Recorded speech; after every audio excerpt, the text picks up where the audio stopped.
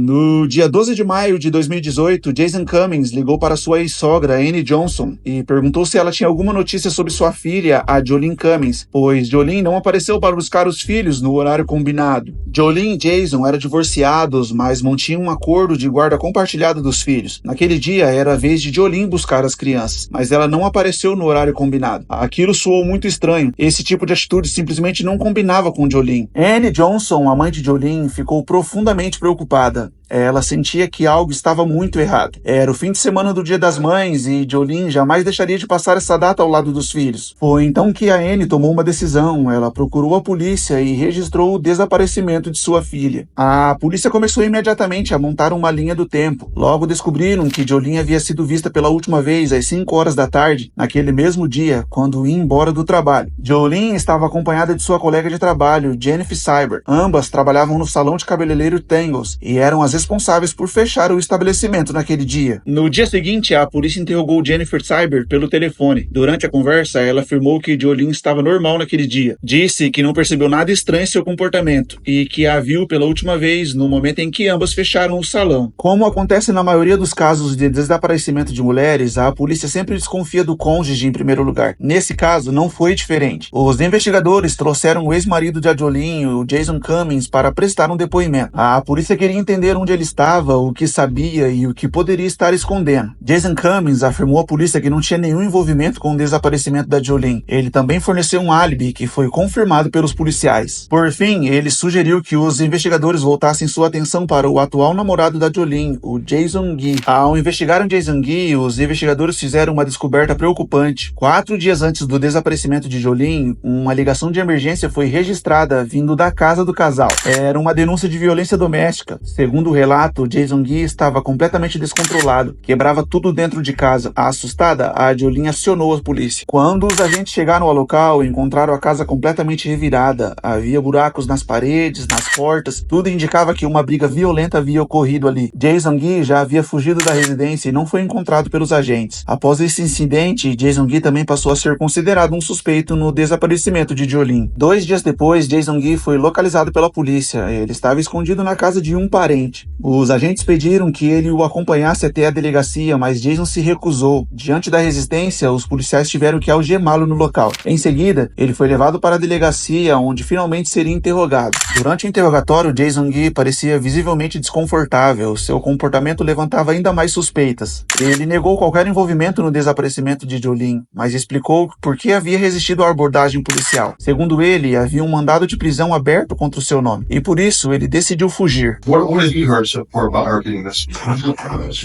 Just that she was like suicidal the day before. Last time I talked to her was 3:50. I looked on my text. 3:57 on Saturday this month.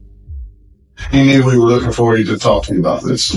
Okay. Why are you hanging out, fellas? I had one. No fim do interrogatório, Jason Gee mudou de postura, demonstrou preocupação com o desaparecimento de Jolene e disse esperar que ela fosse encontrada em segurança. I love her. I love her to the voice. I've been with them. I took care of them for the past year.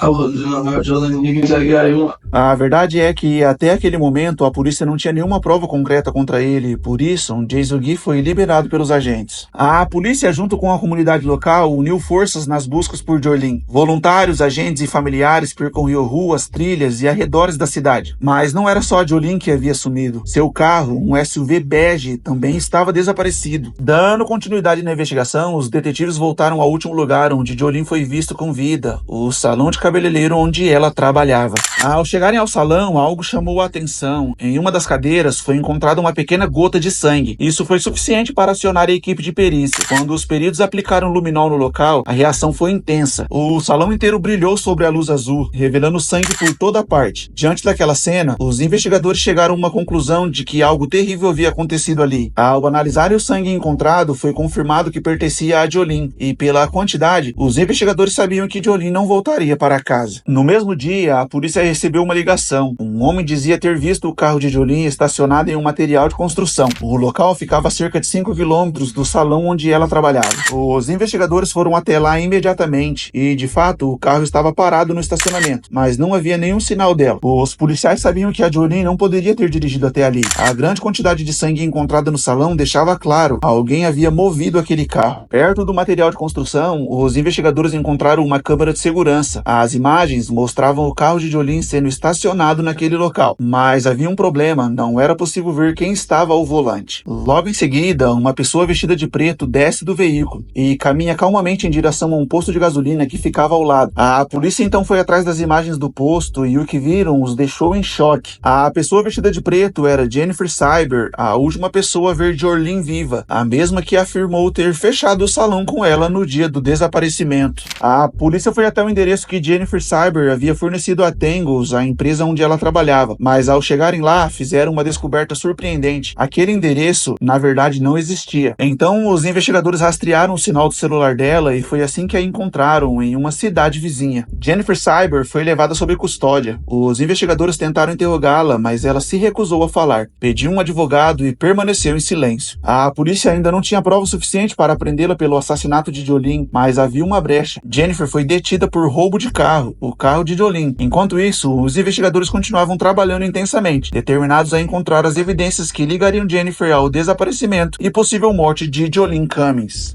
Enquanto estava presa, Jennifer mantinha contato com a sua mãe. A polícia monitorava todas as ligações em busca de qualquer pista que pudesse revelar a verdade por trás do desaparecimento de Jolene. Bail me out under my name that I'm going under, which is Jennifer Marie Cyber, but, is my real name, Kim Kessler. A polícia não acreditava no que acabaram de ouvir, então a chamou para um novo interrogatório. O investigador perguntou como ela gostaria de ser chamada. Agora que a polícia sabia que seu verdadeiro nome era Kimberly Kessler, começaram a investigar esse nome. O que descobriram, no entanto, parecia surreal. Ela era procurada em vários estados por agressões, assaltos a bancos e diversos outros crimes. Kimberly já havia usado mais de 5 identidades diferentes. Apesar de ser uma descoberta importante, isso não ajudava no caso de Jolene. Eles não tinham uma prova concreta e também não sabiam onde o corpo dela estava. Então eles voltaram ao salão onde Jolene trabalhava. No estacionamento, havia várias câmeras de segurança, mas a polícia foi informada de que nenhuma delas estava em funcionamento. Descobriram depois que uma câmera localizada na lateral do prédio, voltada para a área de descarte de lixo, estava ativa. Ao analisar as imagens dessa câmera, foi possível ver Jennifer Cyber ou Kimberly Kessler caminhando várias vezes até as lixeiras, carregando sacos brancos e aparentemente pesados. Também conseguiram imagens de um supermercado próximo ao salão, onde era possível ver Kimberly Kessler naquela mesma noite comprando luvas e uma faca elétrica. Ela levou essa faca elétrica até o salão e lá esquartejou Jolene Cummings. Devido à demora para obter as imagens dessa câmera, não foi possível identificar com certeza o que havia nos sacos brancos que Kimberly Kessler carregava. Quando as autoridades procuraram nas lixeiras, o caminhão de coleta já havia recolhido todo o lixo. Os investigadores descobriram um galpão alugado por Kimberly Kessler. No local, encontraram uma bota preta e uma tesoura, ambas com sangue. Após a análise, foi confirmado que se tratava do sangue de Jolene. Em setembro de 2018, mesmo sem localizar o corpo, a polícia denunciou Kimberly Kessler pelo assassinato de Jolene Cummings. Enquanto aguardava o julgamento, Kimberly Kessler apresentava comportamentos extremamente perturbadores na prisão. Ela defecava e arremessava fezes nos agentes, aparecia nua em áreas comuns e chegou a fazer uma greve de fome, com a qual perdeu quase 40 quilos. Ela foi enviada a um especialista para uma avaliação de saúde mental e foi considerada apta para ser julgada. Então, no dia 9 de dezembro de 2021, Kimberly Kessler foi considerada culpada pelo assassinato de Jolene Cummings e condenada à prisão perpétua, sem possibilidade de liberdade condicional. A polícia nunca descobriu o real motivo do assassinato, mas soube que, na semana do desaparecimento de Jolene, as duas haviam tido uma discussão no salão onde trabalhavam. Como a polícia nunca encontrou o corpo de Jolene, sua mãe nunca conseguiu realizar o enterro de sua filha.